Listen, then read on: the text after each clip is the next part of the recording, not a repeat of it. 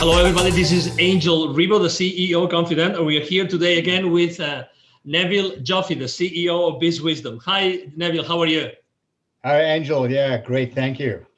Awesome. So we're here today again to talk about another of your chapters, another of the chapters of your book, The Baker's Dozen Rules of Highly Successful Business Operators. And let me tell you, since I read your book, this chapter has especially impacted my life.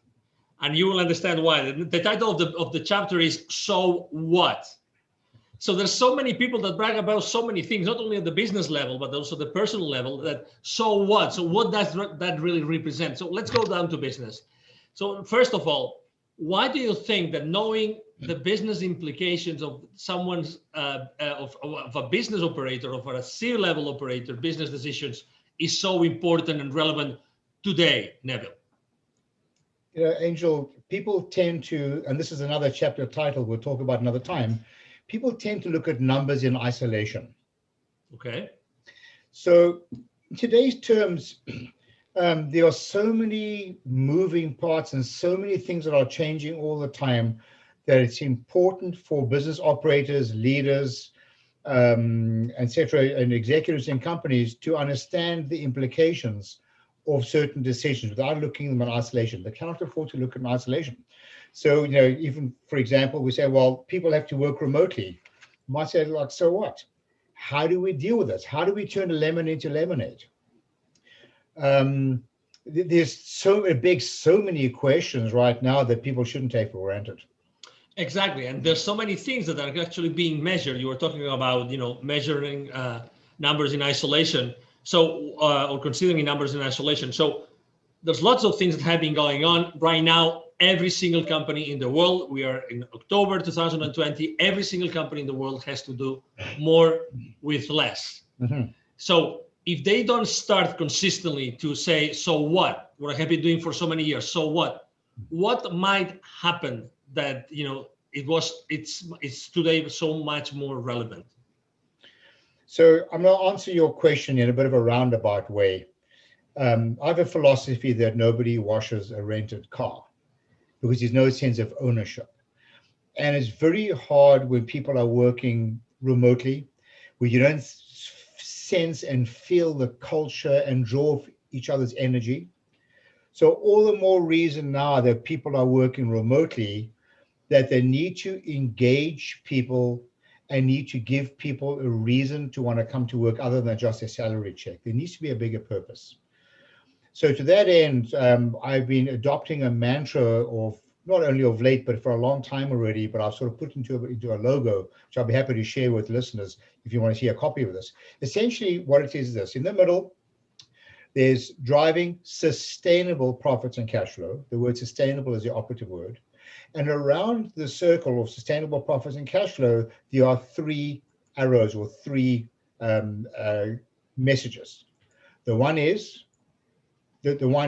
accountability. It's the first one. You want to hold your people accountable for their actions because people should be accountable. They have a responsibility. You need to engage them and you need to educate them. But it's not fair to hold them accountable if you don't educate them. And if you educate them, then it's reasonable to get them engaged. So to get people engaged in processes takes away this whole notion of the so what, because they don't see numbers in isolation. People will say, well, my revenues are up, and they'll say, okay, so what? What about the profitability? What about cash flow?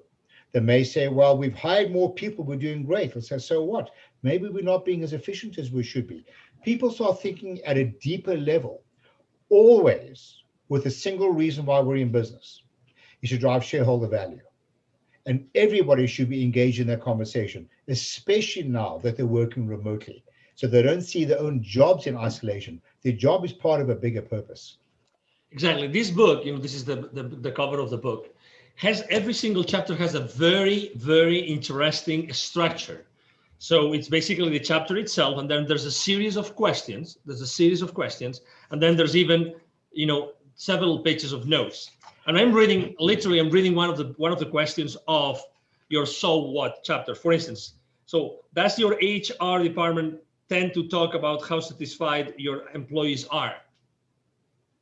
That's a very charged question. do they tend to talk about this? Even now, they're working remotely. So maybe, people are happy. So what? What are the consequences of that happiness today? What is the effect of that happiness today that the company has changed so much that everybody works remotely and that resources are much more critical than before? So what, right? A lot of HR, with no disrespect to HR or training, they see things in isolation in the sense that we've done a survey and people are happy. The next thing you know, they're leaving. Staff attrition, employee attrition is very expensive. And it's a known fact that people often leave not because of financial remuneration, they leave because they're not happy. People are significantly more happy in organizations when they felt needed, when they feel that they are contributing, when they're engaged in decision making. They will put that before money for the most part.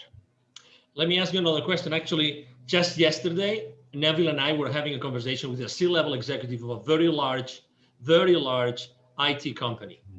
And we were having a conversation about the sales force of that particular company. And, he was talking about, how important it is, how all the sales force, the members of the sales force, all those managers and VPs adapt to the new situation, right? So, and some salespeople might say, but I've been here successful for so many years, for 20 years or 30 years, right? So immediately the question that comes from this level executive, so what, right? So how does that mean that what worked for the last 20, 30 years is going to work now? What's going to be the effect of doing the same thing the same way, right, Neville? Yes, we had a fantastic conversation. In fact, he was talking about the holy grail in business, where if he could get his salespeople to be, rewarded for the success of the customer in relationship to the product or service they sold, that would be a game changer. Because making a sale the first time is not without its issues. And we spoke about the moment you make a sale, you're part of your customer's problem. Why? Because you're an expense on their P&L and your revenues are yours. And until you can demonstrate that the incremental gain on your customer's P&L will exceed the cost of the product or services, you're part of their problem. And this is a big wow thing, because he kept saying, well, we're employing really highly educated salespeople, engineers. And my first statement to him was, so what? Are they selling profitably, not only for your company, but for the customer? And then he came up with this idea, we should be celebrating the success and profits of the customer. So the whole notion of so what triggers a whole lot of other questions. And everything should lead back to another chapter in the book. We'll talk about it another time, is win-win. It's got to be a win for you, but it's also got to be a win for your customer, and you have to prove it. Otherwise, you're part of their problem, not their solution. Absolutely. So, Neville, if the people that are listening to us or watching us today, if they would like to know more about that, what's the best way to connect with you? I mean, just email me, Neville, Neville,